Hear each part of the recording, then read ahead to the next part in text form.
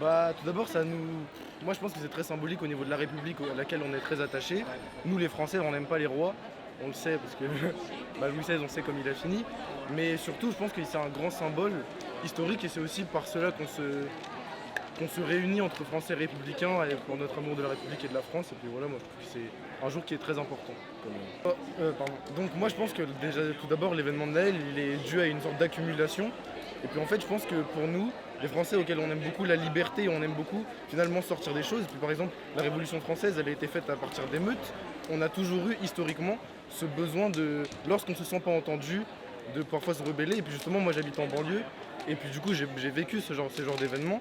Et moi je trouve que l'État actuellement avec Naël, avec cette histoire justement, donc cet assassinat par la police, il peut aussi nous informer sur beaucoup de choses. Donc tout d'abord le racisme institutionnel qui est présent, mais il y a aussi beaucoup de choses qui sont présentes dans l'institutionnel. Par exemple à l'école, on sait très bien qu'en banlieue, c'est l'endroit géographiquement où les résultats du bac sont les moins bons. En fait on se rend compte que ces gens qui vivent dans les banlieues, ils sont pas plus bêtes en fait, mais ils ont moins de possibilités.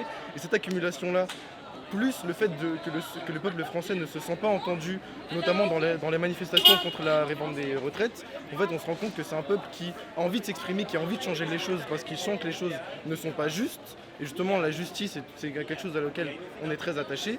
Bah justement quand il se sent pas entendu, et ben en fait il va aller vandaliser les choses. Et justement c'est Martin Luther King qui dit quelque chose comme ça, il dit que l'émeute c'est la façon de s'exprimer de la personne qui ne se sent pas entendue. Et donc voilà. Bah, tout d'abord, Macron, on sait déjà que son parti il est au centre dans un échiquier politique qui est en train de s'extrémiser. C'est-à-dire qu'il y a l'extrême gauche qui du coup n'est pas du tout d'accord avec lui et l'extrême droite qui n'est pas du tout d'accord avec lui. Et justement, c'est-à-dire qu'on a deux blocs d'opposition qui en fait, justement par leur radicalité, par leur radicalisation, en fait ils vont être de plus en plus anti-Macron des deux côtés, et donc l'opposition, et donc le peuple français bien sûr qui va être touché par cette opposition lorsque les mesures prises par Macron justement et son gouvernement ne vont pas leur plaire. Et donc justement, dire que Macron, lorsqu'il de base il était parfois pas trop aimé par certains, aujourd'hui il va devenir détesté parce que les oppositions, elles se radicalisent dans la haine envers son gouvernement. Donc moi je dirais pas que la France elle est forcément plus instable, elle a toujours été séparée gauche, droite, et justement le nouveau parti un petit peu centre-droit, ou centre-gauche considéré par certains de Macron. Et bah voilà, juste ça nous montre que la France là elle est en train de se radicaliser parce qu'encore une fois le peuple français, je l'ai dit, il veut du changement, il veut que les choses bougent. Donc ça veut dire que quand ils sentent que les choses ne bougent pas, c'est Karl Marx pareil, il dit que toujours quand on veut que les choses changent, il faut passer par la lutte, il faut passer par l'opposé, par l'extrémité. Donc voilà, je pense que ça se dévoile assez bien en politique actuellement. Tout d'abord, déjà le personnage de Macron, le fait qu'il puisse pas se représenter la prochaine fois, ça va provoquer une certaine libération, peut-être une sorte de moins la haine de ce parti du centre justement. Je crois que c'est Édouard Philippe qui va reprendre le mouvement En Marche, ou en tout cas qui va en être le plus proche des prochaines personnes qui sont censées se présenter.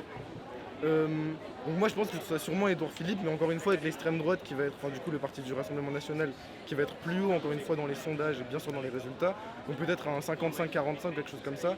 Mais je pense que le fait que l'extrême droite elle soit élue, le peuple français, je sais pas si par symbole il va laisser passer ça. Et puis moi j'espère pas que l'extrême droite elle gagne parce que quand même on connaît l'histoire de ce parti. Et même si tous les partis ils n'ont pas un passé qui est totalement inexcusable, on sait que par exemple les socialistes ils ont fait des erreurs, tout le monde a fait des erreurs. Mais je pense que cette rupture justement avec le socialisme ancien, elle a été dite et elle a été faite. On a déjà dit, les nouveaux socialistes, ils ont déjà dit qu'ils n'avaient pas de rapport, par exemple, avec Robespierre dans sa façon de faire, donc la terreur et tout ce genre de choses. Mais par exemple, l'extrême droite, ils n'ont jamais eu cette rupture avec le FN de Jean-Marie Le Pen. Et justement, je pense que ce symbole-là de l'extrême droite qui était très forte et à laquelle on a fait opposition en 2002, et ben ça va rester et je ne sais pas si elle pourra gagner, à part si elle fait sa rupture et qu'elle se un petit peu centrise et qu'elle se dédroitise et qu'elle se surtout désolidarise de l'ancien mouvement qui a été le FN.